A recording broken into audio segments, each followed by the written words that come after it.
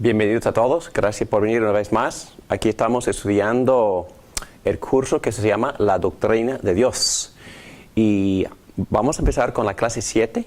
Y la primera parte de esta clase, el tema de hoy, tiene que ver con la Trinidad.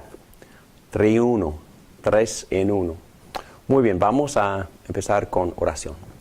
Gracias, Padre, por darnos esta oportunidad de estudiar tu palabra. Gracias por darnos este gran regalo. Gracias, Espíritu Santo, por guiar a los profetas y apóstoles que escribieron estas maravillas para que nosotros te pudiéramos conocer.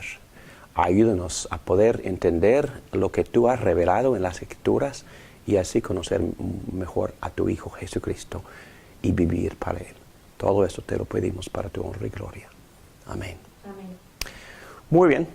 Ahora vamos a tocar un tema bastante misterioso. Es que muchas personas dicen que la palabra Trinidad no se encuentra en la Biblia, pero también hay muchas palabras que usamos para describir conceptos bíblicos que no se encuentran en la Biblia. Por ejemplo, la palabra evangelismo no se encuentra en la Biblia, pero la palabra evangelizar o proclamar las buenas nuevas, sí.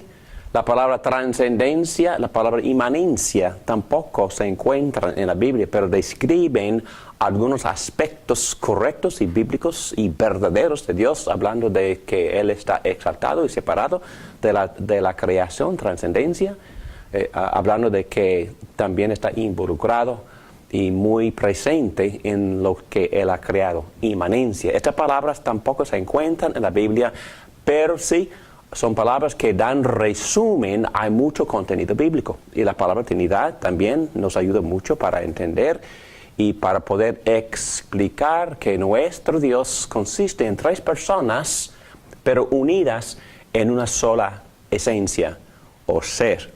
Bueno, para empezar, quisiera decirles lo que es mi objetivo en esta primera parte. No voy a profundizarme mucho en exposiciones, no voy a meterme mucho en filosofía.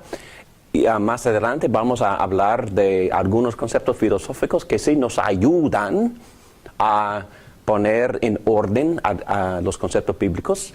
También vamos a estudiar profundamente acerca de cómo la Iglesia luchaba para entender y exponer esta doctrina. Y vamos a estudiar algunos de los consejos históricos de la Iglesia que en verdad tienen documentos que nos ayudan muchísimo, pero en esa clase lo que quisiera hacer es probarles que este concepto de la Trinidad sí es bíblico. Dicen, y vamos a leer un montón de escrituras para que en el futuro, en otras clases, ustedes van a recordar estos textos y no voy a tener que defender el concepto que estoy exponiendo, porque ustedes van a tener esta base, este fundamento. Voy a leer 2 párrafos de un documento que nosotros usamos en las iglesias evangélicas y reformadas, la Confesión de Fe Westminster, y voy a leer a 2 párrafos del capítulo 2, y el capítulo se llama De Dios y de la Santísima Trinidad. Bueno, vamos a empezar con el primer párrafo. Dice así: no hay sino un solo Dios. Vamos a ver ese concepto que es muy bíblico. El único viviente y verdadero, quien es infinito, vamos a ver, con algunos textos bíblicos, en su ser y perfecciones. Espíritu purísimo, invisible, es espíritu, sin cuerpo, miembros o pasiones. Déjenme parar ahí, porque hay mucha confusión acerca de esta palabra, porque la Biblia sí habla de las emociones de Dios. Dios se pone triste, enojado, feliz, gozoso, y deleite, dice, en el ser humano. Entonces Dios sí tiene emociones, pero lo que los padres de la iglesia estaban tratando de hacer fue proteger el siguiente atributo inmutable. Entonces no quería que una persona pensara que Dios tuviera emociones pecaminosas o caprichosas. Y vamos a leer un texto bíblico que ellos usaron para defender este concepto en Hechos 14. Si me podéis ayudar, por favor. Hechos 14, versículo 15. Señores, ¿por qué hacen esto? Nosotros también somos hombres mortales como ustedes. Las buenas nuevas que les anunciamos son que dejen estas cosas sin valor y se vuelvan al Dios viviente que hizo el cielo, la tierra, el mar y todo lo que hay en ellos. Okay. El contexto es este. Los apóstoles habían hecho un milagro y por eso la gente que eran novatas, gente novata en cuanto a la experiencia con esas cosas, asumieron que los apóstoles eran ángeles o eran de otra dimensión.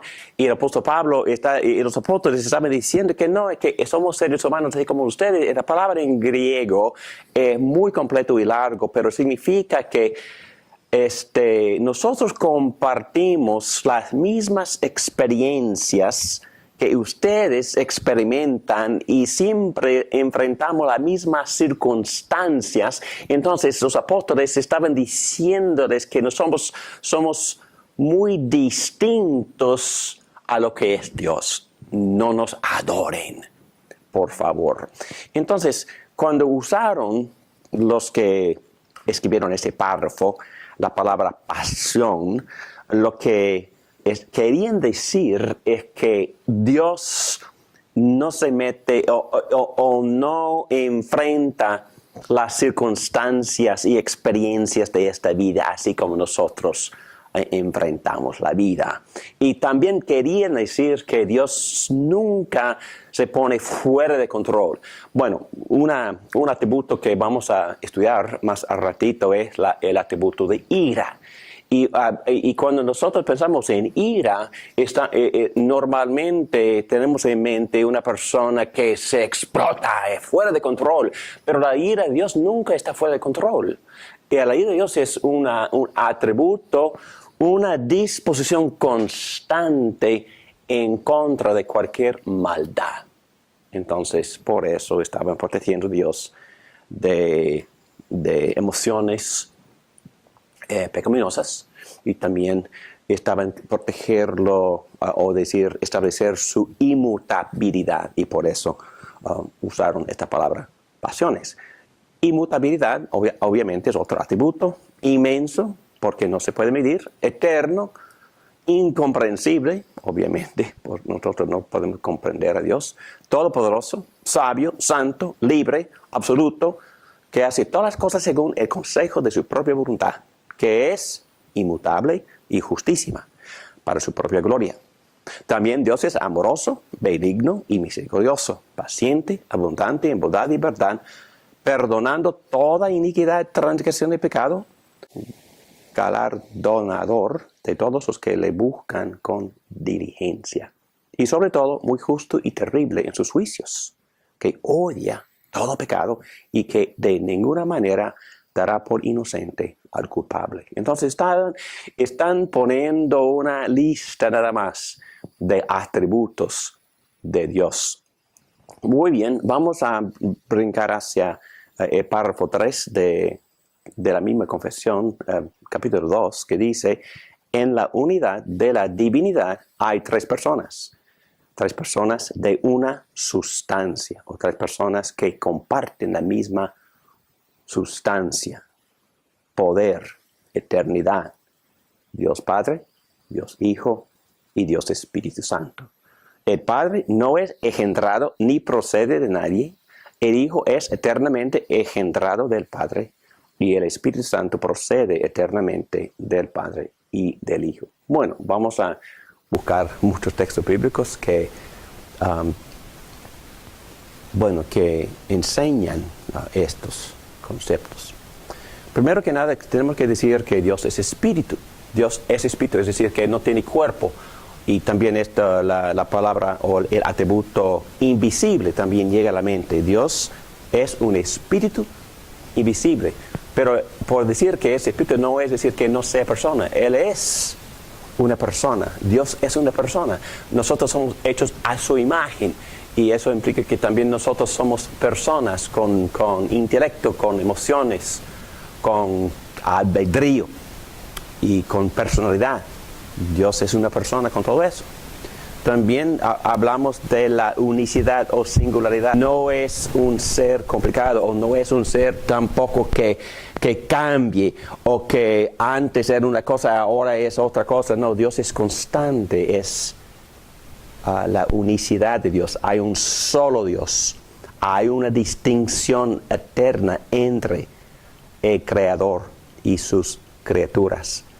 Entonces, en otras clases hemos usado el concepto que dice que en el universo, en verdad, son dos cosas.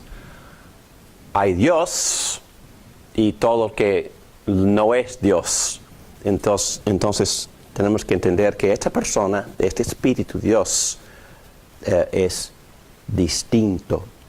Es que no se mezcla como en el panteísmo, con lo que Él ha creado. Y la palabra que hemos usado en otras clases, la trascendencia. Cuando usamos la palabra trascendente, estamos diciendo que Dios es separado. En su ser, en su ente, en su esencia, es totalmente distinto, separado de lo que Él ha creado. También significa, en un sentido, significa santidad, separado, puro, exaltado. Es totalmente distinto de lo que Él ha creado, en comparación a otros conceptos que están parte de otras religiones, tal como monismo o panteísmo. Inmanencia es otra palabra que define o describe un juego de atributos diciendo que a pesar de que Dios es trascendente, separado, exaltado, santo, distinto, también está muy involucrado. Y también la palabra omnipresencia entra en la discusión. Y es correcto, inmanencia implica omnipresencia, pero es mucho más. La palabra inmanencia implica que Dios es totalmente involucrado, muy metido. Él está muy activo, presente, actuando, históricamente actuando con la creación y también interactuando con sus criaturas. Es la palabra inmanencia o inmanente. Y estamos hablando, yo sé que en palabras un poco filosóficas, pero vamos a ir a ratito a muchos textos bíblicos. Y luego hablamos de la entereza de Dios, es decir, la integridad. Y es decir, que Dios es íntegro, no tiene cuerpo, no tiene partes, y otra vez la palabra pasiones se mete, diciendo que Dios no cambia, Dios no peca, Dios no enfrenta las circunstancias y experiencias de esta vida así como nosotros lo hacemos. Y todo eso implica en la palabra entereza. Bueno, vamos a empezar a hablar de los atributos en particular. Y los teólogos históricamente siempre han dividido los atributos entre los comunicables y los no comunicables. ¿Y qué significa esto? Bueno, los incomunicables son los atributos que Dios no comparte ni comunica con nosotros. Entonces, por ejemplo, su infinidad. Nosotros no somos infinitos. Su eternidad. Somos inmortales, pero no somos eternos. Entonces, su inmensidad. Entonces, es imposible medir a Dios, pero también nosotros tenemos dimensiones y se puede medir. Entonces, los atributos incomunicables Dios no comparte con nosotros, pero también los comunicables sí comparte. Y son distinciones que ayudan, pero esta distinción no es perfecta, porque a veces hay que uno se pone a pensar, entonces, ¿en cuál categoría ponemos, por ejemplo, su santidad? Bueno, en un sentido Dios no comparte su perfección con nosotros, pero en otro sentido nosotros sí podemos vivir con cierta pureza. Entonces, cuando los teólogos ponen estas categorías, diríamos que no son perfectas, pero sí ayudan. Bueno, vamos a empezar. Incomunicables. Independencia. Juan capítulo 5, versículo 26 dice, el Padre y el Hijo tienen vida en sí mismos, no dependen de nadie, dice Juan, ni de nada. Dios es independiente. Dios no necesita de nada. Dios no necesita nada de nosotros. Y Él no creó al universo por necesidad, sino solo para poder manifestar o declarar su propia gloria. Dios es independiente. Hechos capítulo 17, versículo 25 dice, no se deja servir por manos humanas, Dios, como si necesitara de algo. Y otra vez Pablo estaba predicando en Atenas, diciéndoles a los atenienses que este Dios verdadero no se deja servir por manos humanas, como si necesitara de algo. Este Dios es independiente. Es una roca. Y esa metáfora, uno puede decir que, bueno, una roca sí puede cambiar con tiempo, pero la idea es que en nuestra vida cotidiana, nosotros pensamos en las rocas que son muy estables, y así es Dios. Estable, independiente, sin ninguna necesidad. También la palabra inmutable, que quiere decir que Dios no cambia. Y este Salmo 102, 27 dice, tú eres siempre el mismo y tus años no tienen fin. Me gusta el texto de Santiago, capítulo 1, versículo 17, que dice que el Padre no cambia como los astros, ni mueve como las sombras. Dios es constante. Hay movimiento en Dios, pero Él no cambia en su ser interior, no cambia en sus atributos, en sus propósitos, motivos y promesas.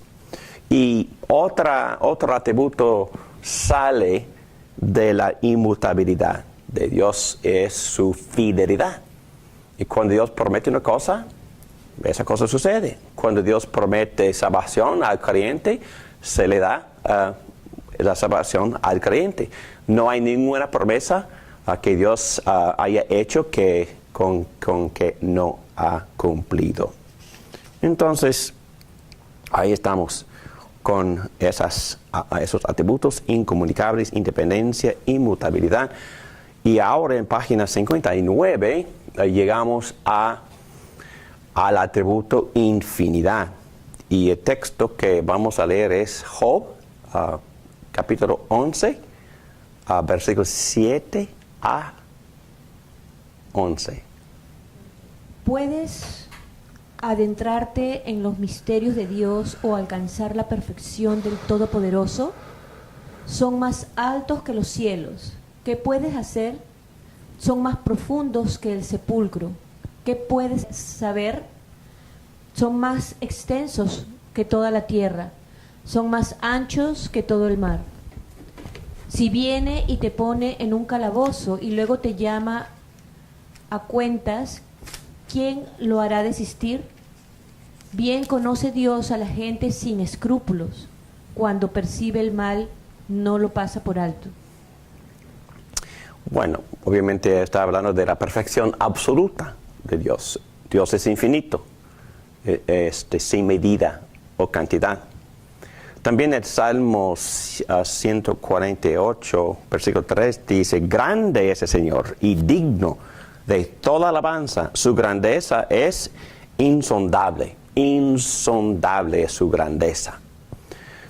Parte de su infinidad es que Dios es eterno. Dios transciende tiempo y posee su vida al mismo tiempo.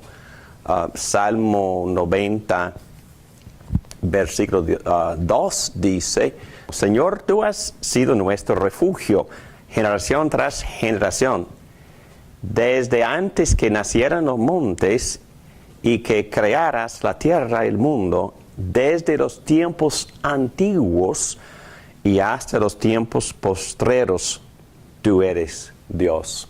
Bueno, es la forma poética que siempre los salmistas hablaban de la eternidad de Dios. Y un texto más para establecer ese concepto es de Efesios 3:21, que dice, bueno, versículo 20 dice, al que puede hacer muchísimo más que todo lo que podamos imaginarnos o pedir, por el poder que obra eficazmente en nosotros, a Él sea la gloria en la iglesia y en Cristo Jesús por todas las generaciones, por los siglos de los siglos. Es otra forma, otra manera en que los apóstoles hablaban de la eternidad de Dios. Dios también es inmenso, trasciende el espacio y el tiempo, es omnipresente.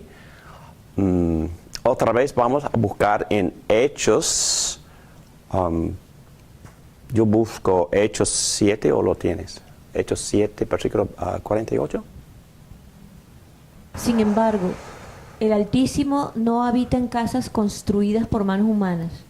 Como dice el profeta, el cielo es mi trono y la tierra el estrado de mis pies. ¿Qué clase de casa me construirán? Dice el Señor. ¿O qué lugar de descanso? Bueno, más adelante vamos a profundizarnos un poquito más en este concepto, pero es casi imposible que nosotros entendamos en su trascendencia. Él existe más allá de esta cajita tan pequeña que se llama el universo que Él ha creado. Entonces es que es imposible medirlo. En otras palabras, es inmenso, no tiene dimensiones. Y nosotros no podemos comprender eso, pero es lo que la Biblia enseña. Bueno, simplicidad menos complejo. En su unidad, la esencia de Dios no está dividida.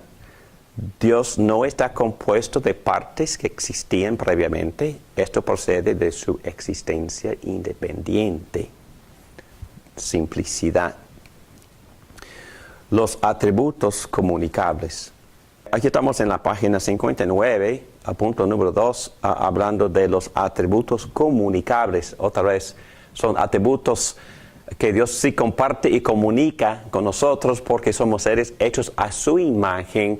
En un sentido, somos como Dios, exhibiendo estos atributos. Sí tenemos conocimiento aquí, así como Dios tiene conocimiento. Primera de Juan, capítulo 3, versículo 20, dice que aunque nuestro corazón nos condene, Dios es más grande que nuestro corazón y lo sabe todo. Bueno, lo sabe todo. Y es interesante que los teólogos hablan de este atributo así. Dicen que Dios no tiene secuencia en sus pensamientos. Es decir, Él puede ver todo el conocimiento que existe en una sola vista. Estoy hablando de ver con su mente. Entonces Dios puede guardar en un solo pensar todo el conocimiento que existe. Porque Dios es infinito. Dios es infinito en todos sus atributos, es infinito en sus conocimientos. Así como Isaías 46, versículos 9 y 10. Okay. Recuerden las cosas pasadas, aquellas de antaño. Yo soy Dios y no hay ningún otro. Yo soy Dios y no hay nadie igual a mí. Yo anuncio el fin desde el principio, desde los tiempos antiguos, lo que está por venir. Yo digo, mi propósito se cumplirá y haré todo lo que deseo. Pues desde el principio Dios ya sabía todo lo que iba a suceder. Y es más, dijo que mis propósitos se van a cumplir. Es decir, no solo ve el futuro, no solo conoce todo lo que iba a suceder, dice que Él va a planearlo y estar ahí para ejecutarlo. Entonces Dios es lo conoce todo de manera infinita. También otro atributo que comunica a Dios con nosotros es su sabiduría. Sabiduría, la adaptación del medio que lleva al fin. Y en otras palabras, muchos hablan de la sabiduría de Dios como su habilidad muy inteligente de poner en práctica todo lo que Él había decretado. Y poniéndolo en términos muy prácticos o cotidianos, nosotros entendemos la sabiduría como la habilidad, la inteligencia para poner en práctica los conocimientos de Dios, los principios de Dios, poner en práctica la gracia, poner en práctica el Evangelio, poner en práctica los mandamientos de Dios. La habilidad de vivir los conocimientos se llama sabiduría. Y obviamente hay una sección de la Biblia que se llama sabiduría. Y me gustan mucho los proverbios porque los proverbios hablan mucho de la sabiduría de Dios, pero también hablan de cómo Dios pone en práctica y cómo Él nos enseña a nosotros a poner en práctica sus conocimientos. Y en capítulo 8 vamos a examinar ese texto durante este curso, pero siempre el autor está hablando con el modismo que se llama personificación, y la sabiduría en el libro de Proverbios se personifica por una mujer muy elegante, muy hospitalaria, muy responsable y fructífera. Y capítulo 31 habla de esta mujer. Pero lo que hace es esa mujer, esa personificación de la sabiduría de Dios, es que ella pone en práctica toda la voluntad de Dios en su vida, y por eso se llama sabiduría. Lo interesante que en capítulo 8 el autor habla de que la sabiduría había creado el mundo. Entonces, como agente, y entendemos que la sabiduría, el agente que Dios usó para poner en práctica su decreto de crear fue Jesucristo. Y también en primera Corintios capítulo 1 versículo 30, el apóstol Pablo dice que Jesucristo es nuestra sabiduría. El atributo sabiduría. Dios es sabio. Bondad. Y Mateo capítulo 5, versículo 45. Para que sean hijos de su Padre que está en el cielo. Él hace que salga el sol sobre malos y buenos, y que llueva sobre justos e injustos. Y vamos a hablar más adelante de lo que se llama la gracia común. En la iglesia hablamos de que tan bondadoso Dios es con su pueblo, con nosotros, los creyentes. Pero no solo con nosotros, Dios es bondadoso. Y la creación que Dios obviamente ha creado es para el beneficio de todos. No importa si la persona sea creyente o no, porque el mismo sol se pone sobre los injustos. La misma lluvia es para el agricultor pagano también. Él puede tener la misma cosecha porque Dios es bondadoso. En Romanos capítulo 2, versículo 4, entendemos el porqué de la bondad de Dios. ¿No ves que desprecias las riquezas de la bondad de Dios, de su tolerancia y de su paciencia, al no reconocer que su bondad quiere llevarte al arrepentimiento? Bueno, los atributos de Dios, tolerancia, paciencia, bondadoso, bondad. Dios dice que, bueno, fíjense qué tan bondadoso soy.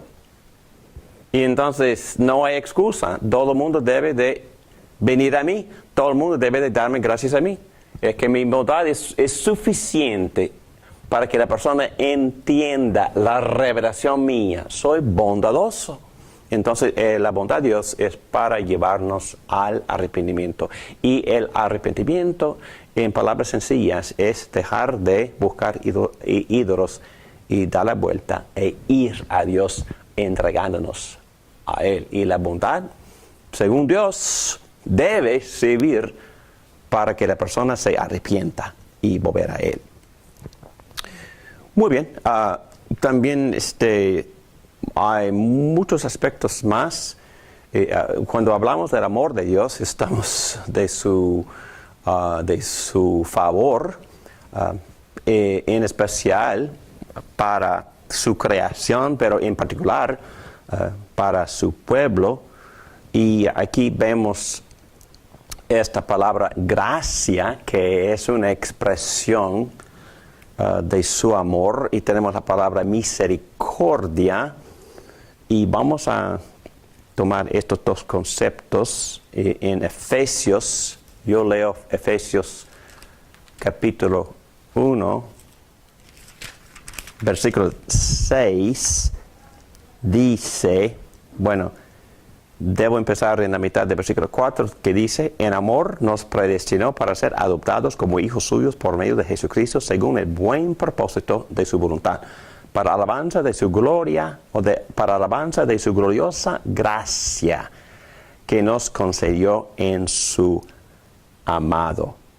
Y también versículo 7 dice: en Él tenemos la redención mediante su sangre, el perdón de nuestros pecados, conforme a las riquezas de la gracia que Dios nos dio en abundancia, con toda sabiduría y entendimiento. Una pregunta clase: ¿para quiénes es la gracia? La gracia es una expresión del amor de Dios, pero ¿para quiénes? Entonces, ¿cuál problema soluciona la gracia? El pecado. Pecado. La gracia es para los culpables. Pero también Dios es misericordioso. Y vamos a ver en Efesios capítulo 2, que también se menciona este aspecto del atributo de amor. En 2:4 dice: pero Dios, que es rico en misericordia, por su gran amor por nosotros. Entonces, si la gracia se dirige al culpable, la misericordia se dirige al miserable. Entonces, Dios en su amor quiere quitarnos la miseria. ¿Y qué ha causado la miseria? Bueno, las consecuencias de nuestro propio pecado y las consecuencias de los pecados de otros nos causan mucha miseria.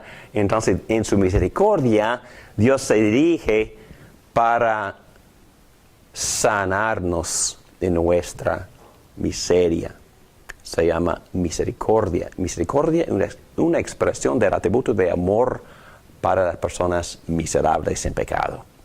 Y también paciencia. Si quiere buscar segunda de Pedro, capítulo 3:15, por favor. Tengan presente que la paciencia de nuestro Señor significa salvación, tal como les escribió también nuestro querido hermano Pablo, con la sabiduría que Dios le dio. Ok, paciencia, esta paciencia o perseverancia de la cual habla Pedro, ¿a qué se refiere Pedro? Entonces, ¿para quiénes es la paciencia? Para todos nosotros, los pecadores. Los pecadores. Y la razón por la cual Cristo no viene ya es porque desea que nos arrepintamos y poder salvarnos. Exacto. Y este atributo de amor se expresa en su paciencia y perseverancia. Entonces Dios justamente pudiera destruirnos ya, y no lo hace. Y yo merezco el infierno ahora mismo. Y la razón por la cual estoy vivo y todavía respirando, y también es una expresión de la paciencia y perseverancia de Dios. Pero también mis vecinos que ni conocen a Jesucristo, Dios también tiene paciencia y perseverancia en cuanto a ellos. Y esa paciencia y perseverancia también salen de este atributo de amor. Dios ama tanto. ¿A quién o a qué? Al mundo, al cosmos, que dio a su Hijo primogénito, para que todo el mundo, para todo el que cree en Él, no se pierda, mas tenga vida eterna. Bueno, santidad. No creo que tenemos que leer de estos textos, pero muchos textos hablan de la santidad, que Dios es grande, habla de la grandeza de su santidad. ¿Y la palabra en sí qué significa? Santidad, ¿qué significa? ¿Separado? Separado, exactamente. En el verbo quiere decir cortar, separar. Entonces entendemos santidad, que Dios es separado de Lo demás del pecado. de pecado, y también implica algo de su trascendencia, separado de su creación. Santo, separado, exaltado, puro, perfecto. Muy bien, rectitud moral y justicia. Y hablamos en estos textos, en estas palabras. Rectitud en inglés es righteousness. Es un poco confuso porque en español una sola palabra sirve para la justicia en la corte, y la misma palabra sirve para definir o describir la rectitud moral. Pero en griego son varias expresiones de la rectitud o de la justicia. Justicia rectoral, rectoral quiere decir recto, justo. Entonces dice que Dios siempre, lo que Dios hace siempre es justo o recto o correcto. Dios nunca se equivoca. Dios siempre actúa de forma moral, perfecto, santo. Entonces se puede hablar de rectitud moral, pero también la misma rectitud o justicia puede ser una justicia remunerativa. ¿Qué significa? Que Dios da premio o premia al que vive justamente. Vamos a buscar el texto. Segunda a los Corintios capítulo 5 versículo 10. Porque es necesario que todos comparezcamos ante el tribunal de Cristo, para que cada uno reciba lo que le corresponda, según lo bueno o malo que haya hecho mientras vivió en el cuerpo. Entonces todos tenemos que presentarnos ante el tribunal. Entonces vamos a ser remunerados, y como cristianos, Dios no entiendo totalmente lo que significa eso, pero en un sentido vamos a ser premiados por vivir justamente. Y también existe lo que se llama justicia retributiva, que obviamente implica castigo. Y muchos textos hablan de un juicio final. Hablan de que todos tenemos que presentarnos ante Dios. Mateo 25 habla de que Dios va a separar las ovejas de los chivos, y esa metáfora implica que los creyentes en Cristo van a tener que presentarse, también los que no han creído, y Dios va a juzgar o condenar, y entonces va a recibir su castigo retributivo. Entonces todo esto es parte del atributo comunicable de la rectitud, porque nosotros también podemos vivir rectos, también podemos participar en lo que se llama la justicia remunerativa, y también en la corte, los jueces, el gobierno que Dios ha establecido aquí en la tierra también ejercen este tipo de justicia. Bueno, también el atributo comunicable es que de veracidad, o hablando de que, Jesús mismo dijo, yo soy la verdad. Entonces, eso implica muchas cosas. Cuando Jesús dice que yo soy la verdad, Él está diciendo que yo en mi propia persona, yo defino lo que es. Y yo puedo dar perspectiva a todo lo que yo he creado. Entonces, si quieres saber así cómo son las cosas, si quieres entrar en lo que se llama la realidad, tiene que conocerme a mí. Pero también implica otra cosa. Veracidad implica fidelidad. Y hemos tocado este atributo en otras ocasiones, que es un atributo que se implica por el nombre Yahvé. Yahvé quiere decir yo soy quien soy, seré quien seré, y también implica su inmutabilidad. Yo nunca cambio.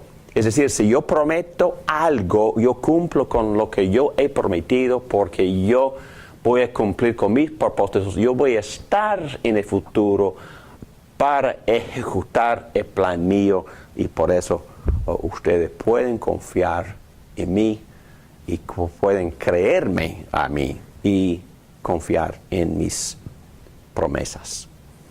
La soberanía de Dios habla de su poder, y es una combinación de su poder y su voluntad. Dios siempre cumple con su voluntad porque Él tiene poder como rey sobre todo lo que Él ha creado, para controlar todo y ejecutar sus planes. Por eso, soberanía es un atributo de Dios que comparte con nosotros, porque en un sentido, aún en Génesis, Él le dio a Adán esta responsabilidad de ejercer cierta soberanía en su nombre, gobernando, reinando sobre lo que Dios había creado. En ese sentido somos los subtenientes de Dios soberano, ejerciendo soberanía sobre ciertas esferas aquí de la creación.